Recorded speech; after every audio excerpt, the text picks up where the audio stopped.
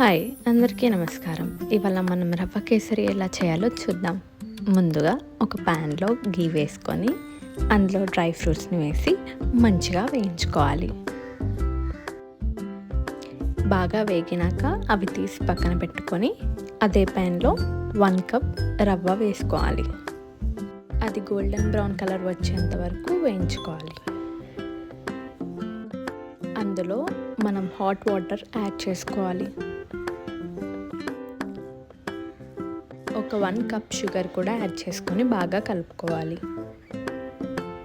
Sugar అంతా కలిసిపోయాక మనం వాటర్లో ఫుడ్ కలర్ యాడ్ చేసుకొని అందులో కలిపేసుకోవాలి. అది ఉండలు లేకుండా కలిసిపోయాక దాంట్లో మనం ఒక 3 టేబుల్ స్పూన్ గీ కూడా యాడ్ చేసుకోవాలి. తర్వాత ఒక 1/2 టేబుల్ స్పూన్ ఇలాచీ పౌడర్ వేసి వేయించుకున్న డ్రై ఫ్రూట్స్ కూడా వేసుకుంటే రెడీ.